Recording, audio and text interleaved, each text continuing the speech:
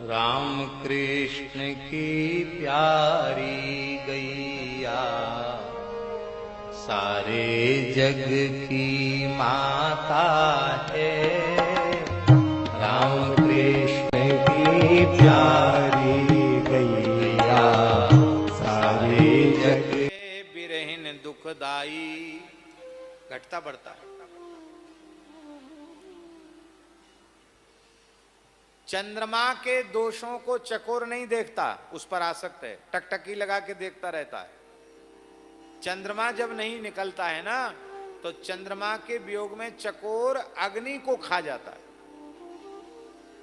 चिंगारी खा जाता अग्नि को।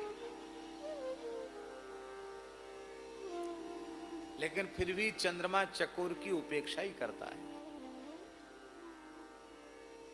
पर श्री रामचंद्र ऐसे हैं, रामचंद्र का कोई चकोर बन गया हो और उस चकोर की रामचंद्र ने उपेक्षा की हो, ऐसा कोई बताओ? एक भी उदाहरण हो तो बताओ। किसी भी प्रेमी की उपेक्षा ठाकुर जी ने की हो, बताओ।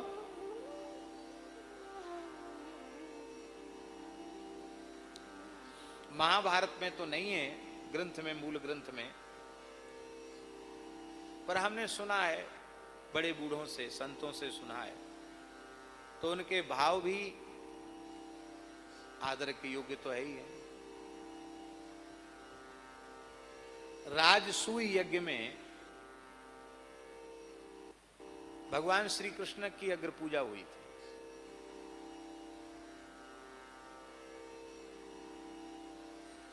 ये उनकी लीला है, सब नाटक है वो।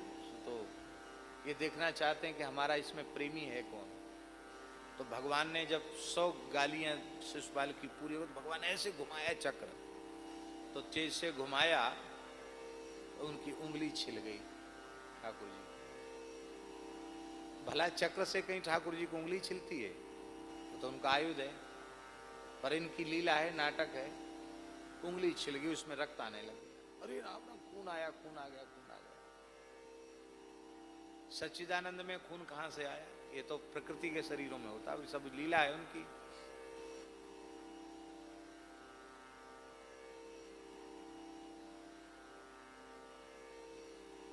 तो गांवड़े का इलाज क्या है कि थोड़ा कट जाता है तो तुरंत एक कपड़ा फाड़ के और उसको पानी में डुबा के गीला कपड़ा लपेट देते।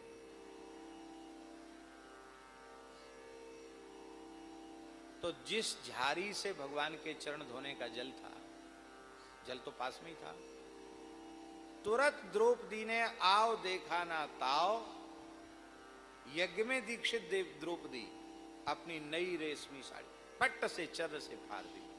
फाड़ करके तुरंत जल में तुरंत इतनी शीघ्र क्रिया की कि लोग देख ही नहीं पाए कि क्या हुआ। अभी रक्त निकला था कि द्रौपदी ने इतनी त्वरा की कि तुरंत उसको गीला करके अपनी साड़ी को फाड़ करके एक पट्टी निकाल करके और तुरंत गीली पट्टी श्याम सुंदर की उंगली में बांध दी। क्या कहते हैं? पन कपड़ा कहते, क्या कहते हैं ऐसे हैं? हाँ, जल की पट्टी, पानी लगा हुआ वस्त्र बांध दिया।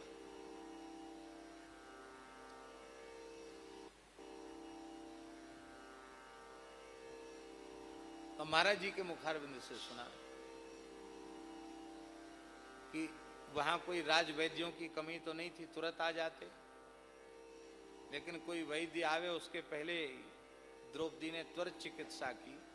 तो महाराज जी कहते थे सब देखते ही रह गए, और भगवान ने मुस्कुराकर द्रौपदी की ओर देखा।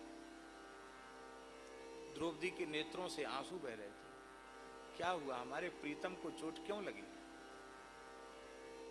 रक्त क्यों आया? रो रही थी, कपड़ा बांध रही थी। तो ठाकुर जी कुछ बोले नहीं। महाराज जी कहते ठाकुर जी मुस्कुरा करके द्रौपदी की ओर देखा।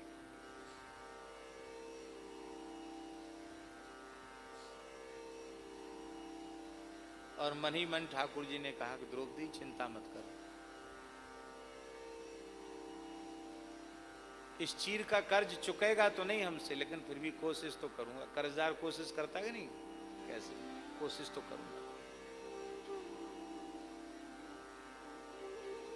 एक चीर बांधा था उंगली में, और श्री ठाकुर जी ने कितना वस्त्र बढ़ाया, द्रौपदी का चीर बढ़ाया है?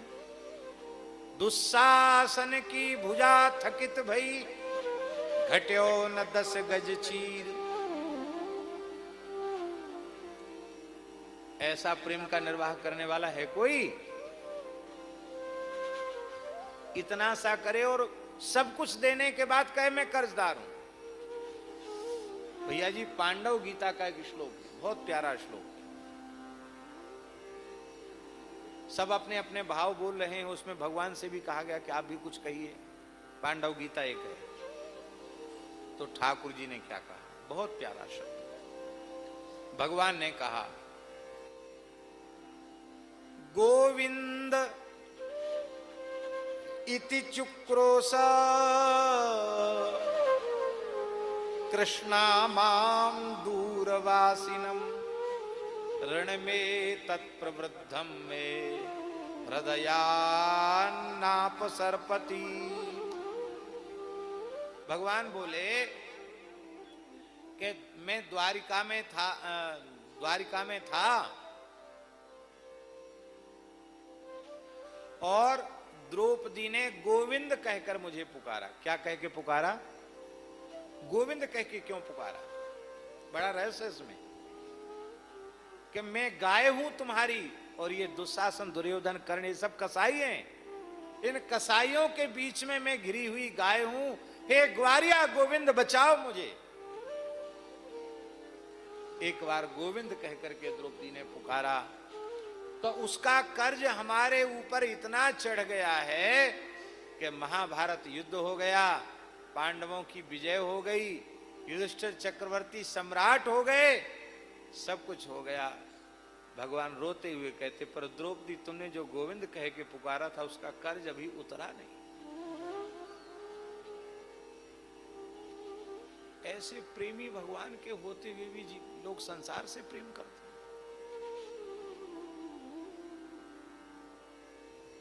अस प्रभु छाड़ी भजहि जे आना, ते प्रभु छाड़ी भजहि जे आना, ते नर पशु बिन पूछ बिषाना।